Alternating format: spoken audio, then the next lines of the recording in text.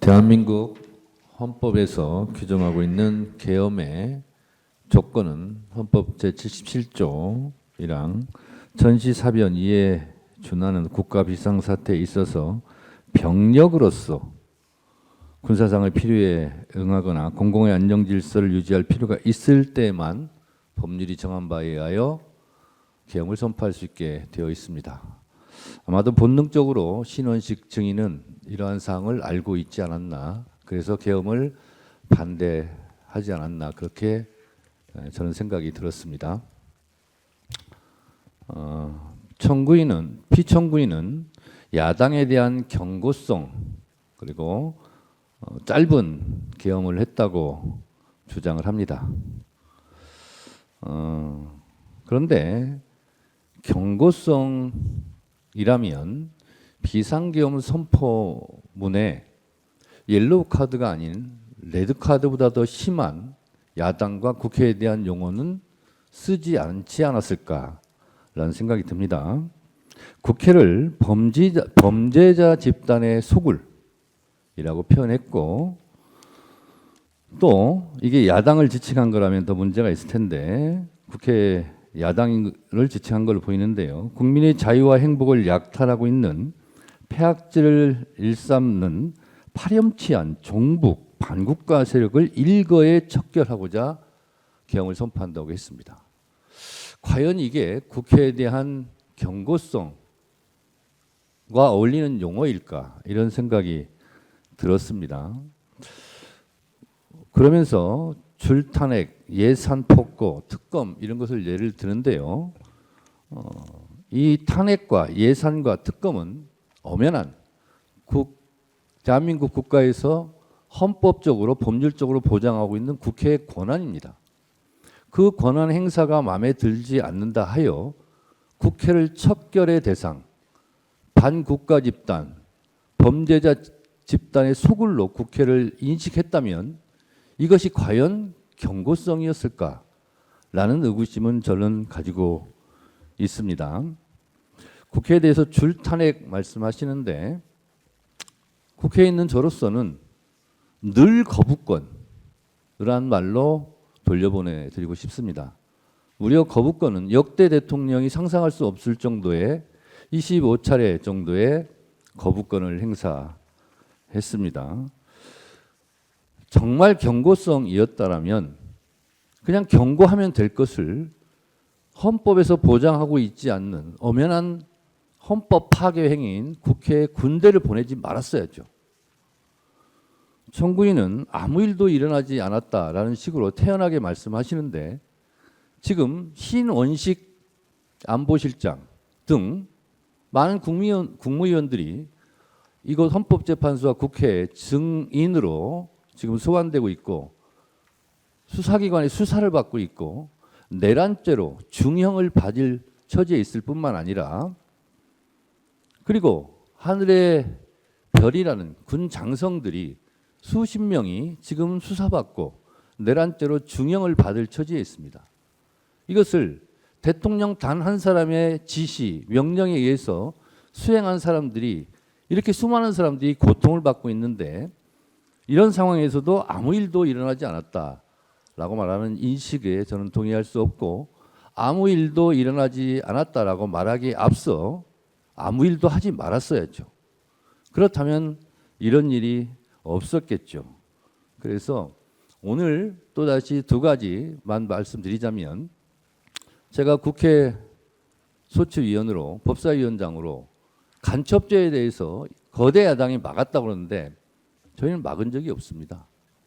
법안 소위나 그리고 법사위 전체회의에서 여러 가지 조정할 필요가 있고 좀 심사숙고할 필요가 있기 때문에 공청회 등 그런 수기 과정을 거치자라고 해서 지금 보류되어 있는 상태지 야당이 결코 막았거나 이것이 간첩죄가 무산됐다거나 한 일이 없습니다.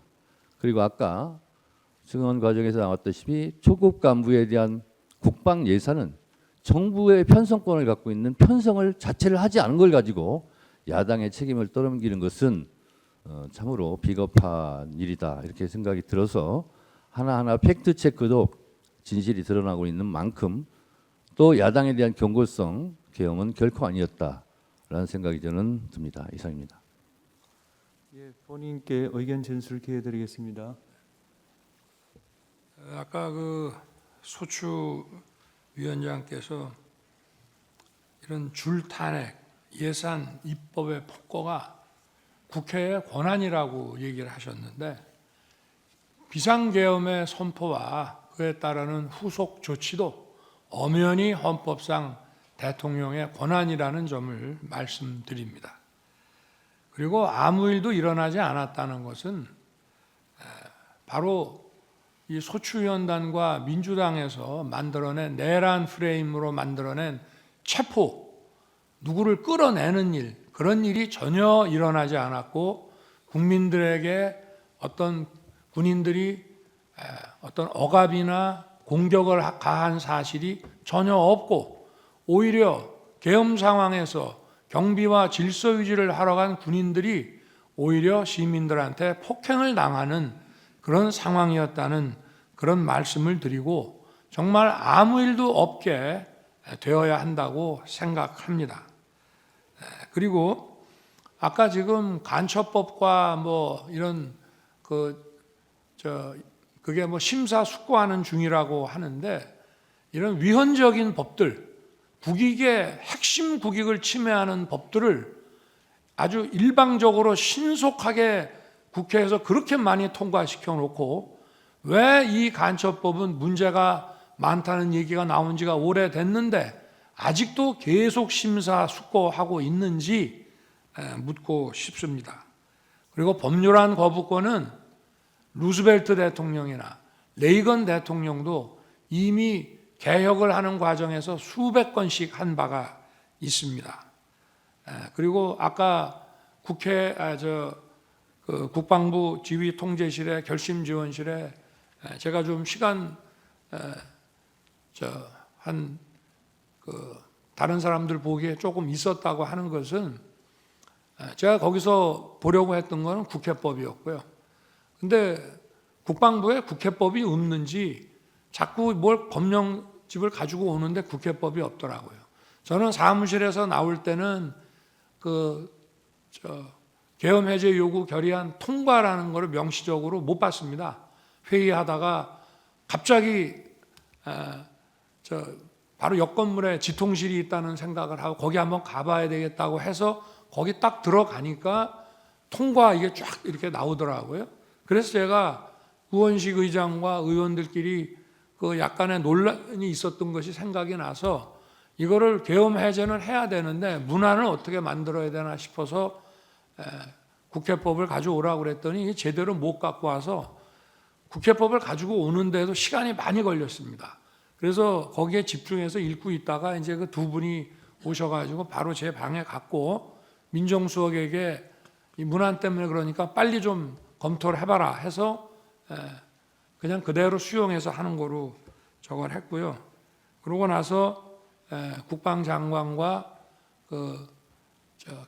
계엄사령관 박한수 총장을 불러서 군 철수시키라고 이제 지시를 했고, 그러고 이제 이미 국회 국무위원들은 비서실장이 다 불러놨기 때문에 기다리고 있는데 제가 시간이 좀 걸린다고 그래서 국무위원들 오는데 계엄 해제시까지 그냥 기다릴 게 아니라 먼저 언론 브리핑을 국민들한테 해야 되겠다 싶어가지고 간단한 그 담화문을 작성하도록 하고 그게 다 됐다고 그래서 내려가서 이제 준비시켰다가 발표를 하고 나니까 이제 정족수가 다 차서 곧 국무회의 해제 국무회의를 한다고 했습니다. 아까 비상계엄 선포 전 국무회의가 그 전부터 계속됐지만 정족수가 채워져 가지고 5분밖에 안 한 국무회의라고 했는데 해제 국무회의는 1분밖에 안 했습니다.